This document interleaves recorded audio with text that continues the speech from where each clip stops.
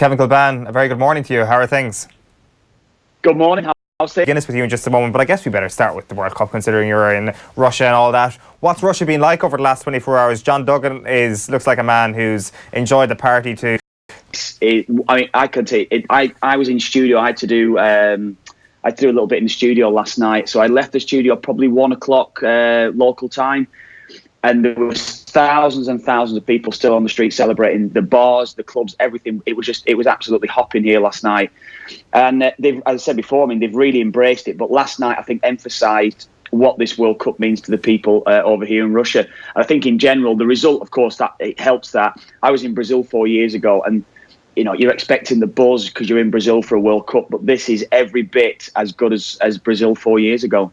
Yeah, it's true. It's, I guess, to a certain extent, of any of the World Cups you'd have been at, or any of the World Cups, I guess, that we can think of over the last 2 decades or so, when it comes to a host nation exceeding expectations, this is the one. Like, of course, Brazil will probably end up getting, like, they could get knocked out in the next round, Russia, and therefore Brazil would have had a better World Cup technically in 2014. But when it comes to exceeding expectations, that's what causes the public explosion of joy, really, isn't it? Yeah, I think, exactly. It's all probably about what happens on the pitch. I think that first game, they got a handy enough game, didn't they, the Saudi Arabia game, win 5-0 at home, then they beat Egypt, and it sets them up, really. And I didn't expect them to beat Spain. Spain were very poor in the game, but the game was actually, I don't know if you saw it, any of you lads, so you were probably watching a lot of the games yesterday. It wasn't a great game by any way. The way that the World Cup has gone, we've seen so many brilliant games, but it was right up there with the very best of stories, and that was the thing that's come about from it. That we had an occasion, the noise in the stadium after the penalty shootout when Akinfeev made the second save, or the second penalty save. It was a noise that you're never likely to hear again, and that buzz then has continued straight after the game. That's continued all through the night. Kevin, was it just watching the game? I watched the game and I watched it last night on the BBC. Was it arrogance by Spain? When they went 1-0 up, did they just kind of say, "Listen, we're going to conserve energy here. We'll pass the ball around and we'll hold out"? What did you put your finger on it? Because they just had so little incision. It was just unbelievable. Yeah, I think it was, Anthony. So you look at all the stats, don't you? And everything's stacking up to say that Spain have dominated. They have over 1,000 completed passes, up against, I think it was around about 150 to 200 passes that was completed from Russia. Totally dominant in possession. You wouldn't want to say arrogance, but they have that way about them where, I tell you what, we'll pass you to death and we will just continue to play the way that we do it. But if you stay in a game against Spain and you think, well, I'll tell you what, then we may not necessarily score before half-time, we may not necessarily score before 60 minutes, 70 minutes, but as the game progresses, you can continue what you're doing. You're not going to hurt us. You will not get in behind us because we'll play a certain way. But we'll try and hurt you with a set piece. We may be able to counter-attack against you. That's where we can hurt you. And that was a game plan. Clearly, that was a game plan from Russia. Yes, it did work. But Spain, I want to say, and I thought they were boring. I thought they were a boring watch last night. I don't enjoy watching that type of football where they're never going to hurt anyone, they're never going to penetrate anyone. And it reminded me, and I said it the other day, I said it last night, it reminds me of watching Arsenal. That game last night is exactly how Arsenal play, where they'll pass you to death off the pitch, but they will never ever. They'll never hurt you, and I personally think it's a boring watch because there's no excitement in the games. Yeah, absolutely. Like Barney Ronay had a great line. He described it as dinner jazz football, which I think is just the perfect encapsulation of what that was last night. Almost background music to the real impact that you can have on a result. Is it as simplistic to say they don't have somebody like Xavi in the team anymore, Kev, or is there a deeper reason why the passing didn't have any incision? Well, clearly Iniesta's not what he was. He was obviously left out. He came on with half an hour or so to go in the game. Diego Costa actually up front. Oh, and you know what I think of him as well? I thought his movement was outstanding throughout the game. It was just maybe something that Andy talked about, maybe the arrogance of, look, we're just going to keep the ball. We're not going to look forward. Diego Costa's making runs off defenders. He's trying to run off in behind players. I think he had one ball in the 60, 70 minutes so that he played. He had one ball played in behind Russia's defence for him. He was just getting no service, and he was actually working hard, trying to keep himself into the game. Isco worked hard, kept trying to do something. David Silva was very poor again. Iniesta was okay. Koke had, again, if you're going on the stats, and it's something that really, really gets to me, it was about 97, 98% pass completion, but Koke did nothing. Every pass he made was 5 yards out to a fullback, whether it was playing to a centre half. He was on the periphery through the whole game, and he just didn't get involved. And if you're looking at these players to say, yes, talented, don't get me wrong, talented players, but they offered nothing to the match. And that was Spain in a nutshell yesterday. A lot of the talented players offered very little. I do want to get your take on what happened on Saturday between France and Argentina, because it was the game of the tournament, really, that or Spain and Portugal, the two best games. Yeah. And when it comes to players stepping up to the plate and Kylian Mbappé, I know I see Eamon Dunphy's getting a bit of stick on Twitter for saying that he's finally arrived on the scene, despite the fact that he's one of the most expensive players in the history of mankind. But I can see, to a certain extent, I can kind of see where Dunphy's coming from, Kev, because this is the real arrival of Kylian Mbappé to the point where he has broken the boundary of football knowledge, where people all around the world will start to recognise him like they recognise Messi and Ronaldo, and in a couple of years' time he might be at that level. No, do you know what? His point is the most valid point he could make, because you know why? You and I and everyone that watches sport and watches football, yes, we will all know Kylian Mbappé. We would have seen him. But we have to be fair. A majority of the audience that's watching World Cup games are watching it because it's a World Cup game. They would never have heard of Kylian Mbappé. They would never watch Champions League football. So a huge majority, or a vast majority of the audience are probably seeing Kylian Mbappé for the first time.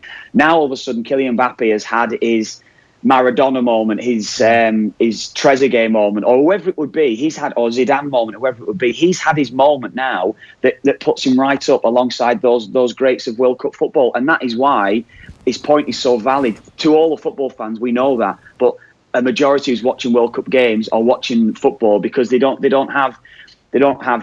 don't have terrestrial TV that they're able to watch regular football. Don't have pay TV that they're able to watch PSG on a regular basis. They're not able to watch some certainly in certain cases don't watch Champions League football. So that is why he's arrived on the big stage now in a big way. Kevin, France, what are your takes on them? You know, did the usual, kind of quiet enough in the group stages, but I remember looking at the team and saying how strong they were in various different positions. They've obviously got class. Giroud is obviously kind of like a new player. How far do you think they could go? Yeah, Giroud, it's a good point on Giroud. Giroud is key to how they play. You know, he is at times quite limited. I don't think he's a sort of player where you put him in the same class as an Mbappé or a Griezmann. But he is key to France in what they do. He brings the best in many respects out of Griezmann and Mbappé. Very strong defensively, good goalkeeper. To be fair to Pogba is actually coming to the fore a bit now. I thought he had a brilliant game against Argentina at the weekend. Particularly, I think it suits him having Kante alongside him. That Kante will just say to him, "Yeah, you've got the freedom. You go and do what you want to do." I think as a balanced team, they're probably as good, if not better, than anyone in the tournament. Given from what we've seen against Argentina on Saturday, I think the result wasn't really reflective of the dominance from France. France should have won more handily enough. Judging them from Saturday's game, I mean, I saw the Denmark game. Denmark, it was fairly dreadful. In spells against Peru, I thought they played very well. So I think overall, if you're judging them solely on that Argentina game, now albeit it's a poor Argentina side, if we're judging them on that game and how well Mbappé played, they could go all the way. Yeah. Just a quick word then on Uruguay, Portugal. I don't think it was as violent or as hard-hitting as people might have hoped or people might have feared, maybe, depending on your view on life, I guess. It was Uruguay 2, Portugal 1. When it comes to Godin and Jimenez, we've talked about this quite a bit, Kev, where we know how good they are, where we know how much they can smother an opposition team. Yeah. But was this a real affirmation of just how good these guys are, despite the fact that we watched them week in, week out with Atletico? Yeah. But it was kind of further affirmation that, boy, these guys are good. They will kill an opposition player if they have to, and they managed to do that with Ronaldo at the weekend. Yeah, that's the point. That is why, just in relation to what Andy's saying there before, you know full well that if any team could stop them, it's a Uruguay team, because the defence, if you speak about the two up front, they're a very much an old-fashioned 4-4-2 team. The two lads up front work their balls off. They put the most unbelievable amount of work rate in Cavani and Suarez. Given the talent, how many times do we see talented players that aren't necessarily prepared to go out and work? Those two are just incredible, the work rate. I think they've got a well-balanced team, very disciplined throughout that side. And I said before, 2 banks of 4, difficult to break down, but they've got legs in the team, so they're able to have 2 midfielders. They're never really going to get overrun in midfield. If they are getting overrun, the two wide men in midfield will tuck inside to try to create an overload from their own point of view. Tactically, they look to me like they're the perfectly balanced side, I think. So they don't necessarily, they're not going to go and blow side away, but they could stop anyone in the tournament, and they have a bit of class on the counter-attack. So, yeah, I think that game, it is France to play next game, isn't it? That game against France will be a really good game, I think, yeah. What's your plan for the rest of the day, Kev? Are you going to watch any matches today? I presume there's going to be an element of soaking in the Moscow atmosphere for the rest of the day. Yeah, I'll be chilling out today, really. I've got to do a bit of studio work later on this afternoon, but other than that, it'll be a bit of a chilling out today. Nothing too major. That was my last live game yesterday, so I think I'll have a highlights game later on in the week, one of the quarterfinals. So I don't know yet which game I'm going to get because the schedule's not been sorted. Will Moscow react to how any county in Ireland reacts to an All-Ireland win, aka the day after the win and the day after that and the day after that is just a continuous stream of drink and all that sort of stuff? I presume it's been pretty mad, is what I'm trying to say, Kevin. I presume you're... Yeah, I tell you, it will be here in Moscow. I'd imagine all over Russia as well. It will be like an All-Ireland win here. Honestly, the scene last night, it was absolutely amazing because you're getting, it was like being in a South American country. The flags out the cars, the horns going, people flooding through the streets, the atmosphere, and I don't think they've probably seen the likes of it in Russia before. They may have, I don't know, but it's my first time here experiencing it. Speaking to a few of the Russian guys that would have been around the crew that I would be with here, they said they had no expectations coming into the tournament of the team. As you maybe said before, Owen, they've exceeded expectations beyond belief, but it's also united a country. Certainly here in Moscow last night, it was just sensational, yeah. Yeah, I don't want to bring the mood down, Kev, but we saw you were watching Mayo on GA Go on Saturday evening. What was your initial feeling? Was it one that this is the end for this Mayo team? No, I don't think so. I think there's probably one or two. Injuries, of course, I think have caught up with the team, I think, this week. I think, you've got lads in studio that know a lot more than me about it, but I you know what, it is ultimately, and they would be considered failures if they don't go on and win an All Ireland. That's the way that it'll be looked at. I don't look at it like that at all. I think the team has brought the county together like no other thing could. Really is, and the togetherness that the supporters have got now from the years of watching the team, I think it'll inspire the next generation of players to go and try and become what this generation of players have become, because the success they've had has been amazing. And I think there probably is maybe one more year left in them. I know I say that every year, and I'm totally biased because of that, but I think there's one or two players I think that have come into the side this year and have got better, and they will continue to get better. So hopefully there's still one or two that are of an age that can actually have an influence next season and maybe beyond that. Yeah, well put. Just before we let you go then, just one other story back home we wanted to get your take on, and it's Jim McGuinness potentially being linked to the vacant Galway United manager's job to be the next manager there. I'm not sure what your thoughts are on this from a Jim McGuinness point of view. It's a risk for him to put himself into a managerial role, to be the man in charge in a League of Ireland club, but also is it a risk from Galway United's part, giving it to an inexperienced manager who's never been a manager at any club really? He's always been second in command or third in command.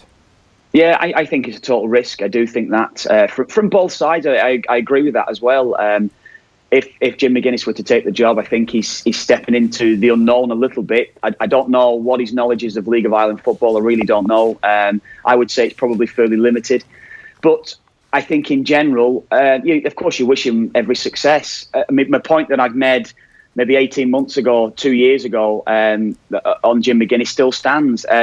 He's never really coached at underage levels. He's never really coached a team. And I'm saying like a team of 11 players out on the training ground, coaching them regularly and getting the best out of them. So he'll have to learn very quickly. There are a lot of managers that have got great experience with the League of Ireland that are probably in a better position to get the job. So it's a bit left field for Galway United. Of course, you wish him all the best. I think he is. He's a great mind. He's an incredible mind. But it is a hell of a risk from both sides to give him the job. What will the players think? What will the players take to him? I think they will. I think if you're getting into a player's mind or any sportsman or sportswoman's mind and trying to get them feeling positive about themselves, is he going to get a good coach with him? Is he going to get a good team around him that know the league, that know the players that he's going to be working with? It's not very hard to get a team around you to do that. But there will be a negative element towards him, and I think he'll probably have to maybe accept that. But hopefully, that the negative element is outweighed by a real positive feeling from the players and from Galway United supporters towards him. Yeah, absolutely. Also, just I know that we said that was going to be the final point, but one final point. Just news this morning that Mo Salah signed a new long-term contract at Liverpool. The Liverpool Echo reporting that it's going to be a 5-year deal. So it looks like Mo Salah is staying put at Anfield, Kev. Yeah, I expected it. I did expect it. I'd heard it 3 or 4 months ago that he was very, very happy there. There was no suggestion he was going to leave. He's only been there a season. The contract is meaningless if Real Madrid or PSG or Barcelona come in and offer 250 million. I would have thought Liverpool probably put a buyout clause in there. He's been that good. He deserves it. He totally deserves it. And I think he probably enjoyed his last season there at Liverpool. And I think the pressure will probably be on him into this season.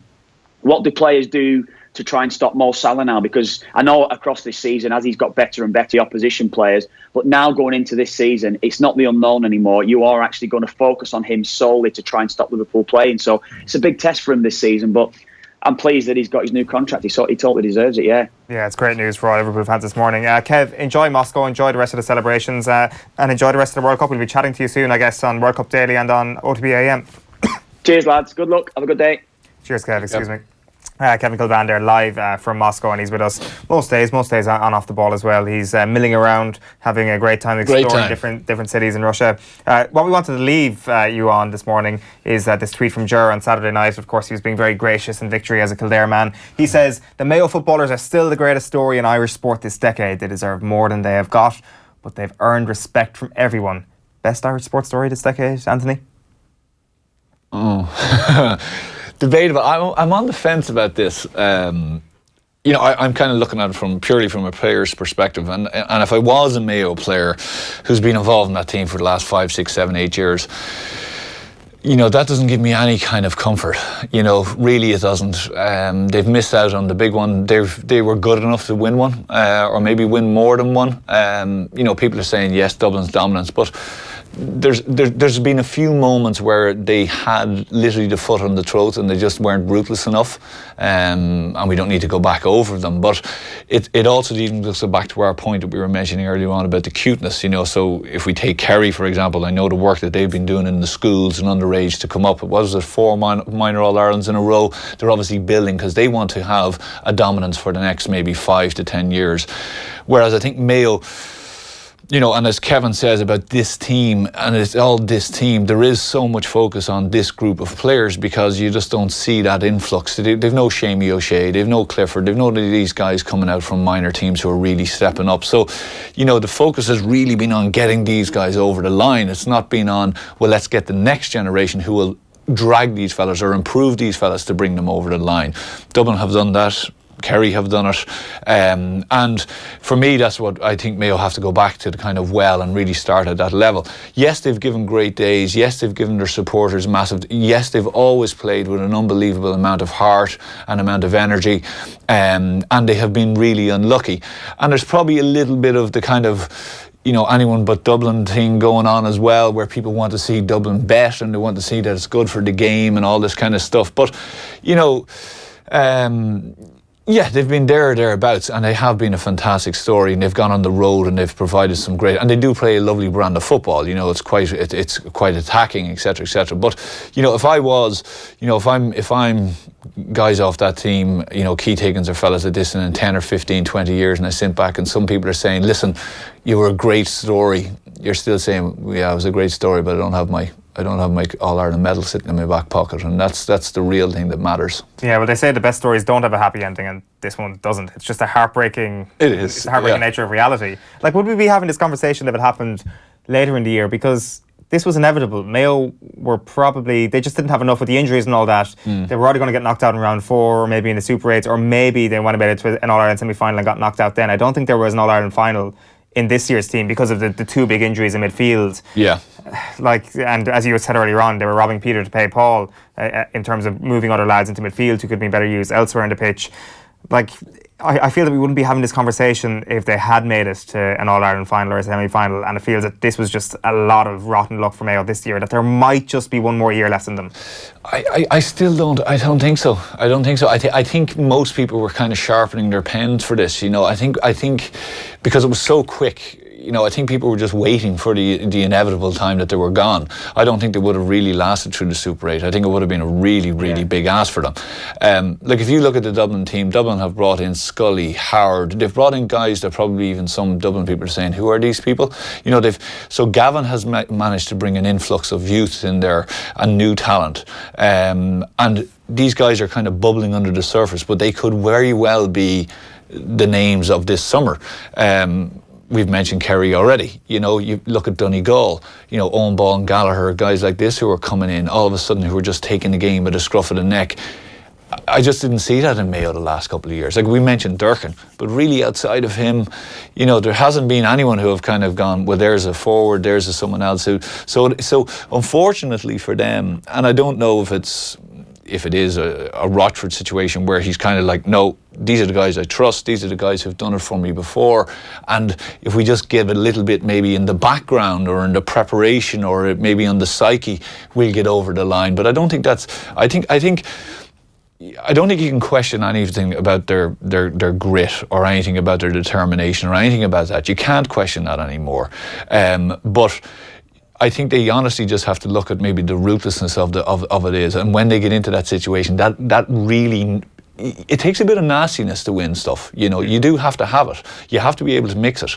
And they always say, nice guys finish second. You do have to have that bit of nastiness. And when it happens to them, like last year after Dublin got the equaliser, the kick out, but Dublin showed it. At that moment, they showed this is the ruthlessness that it takes to win this All-Ireland. No one will care. In the annals of history, it's there. They've won it. No one will go, oh yeah, but for the last kick out, they jumped on all the Mayo players. No one will care about that. Kerry will do exactly the same thing to you.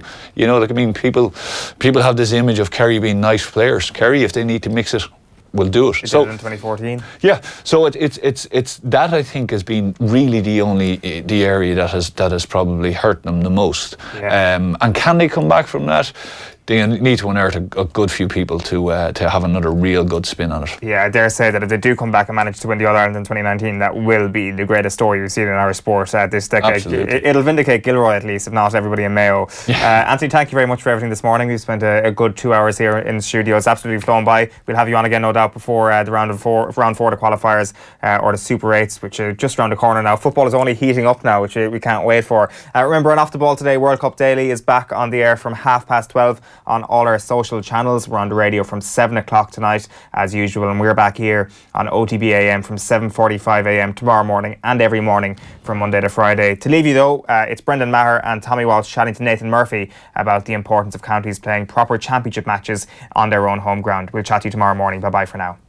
Do you feel, Brendan, that the round robin series has been a great success as well? Because we have had more games at Nolan Park. There's been down to Cusack Park in Ennis. There's been big crowds in. You've got the home and away system. There's going to be tradition built up now. And as I say, there will be the fortress of Cusack Park where Clare just can't be beaten and things like that are going to develop. Absolutely, yeah. And I think, you had your first Munster Championship game in Cusack Park this year when Clare played Waterford. And, as you said, they're real fortresses. And the people at Clare deserve that. And I suppose the new format, that's the one thing it has brought. That's a really positive thing. And I suppose that reflects back on this week. The new format said you're entitled to your home game. To take that away then obviously was the wrong decision. And I'm delighted that they overturned it and that the game ended up happening in Newbridge last night.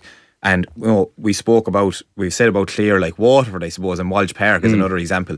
The people of Waterford deserve to have their home games as well. Been dragged up to Limerick. Yeah, like I think it can be done. Whatever needs to be done to Walsh Park, I think needs to be done so that the games can happen there next year. And whether it's 8,000 people there, it doesn't matter. It doesn't matter. We talked about this memories and experiences, and it's not just the buzz in the stadium. Whether it's 8,000 people inside in Walsh Park, it's the other thousands that are around Waterford. The build up to the game.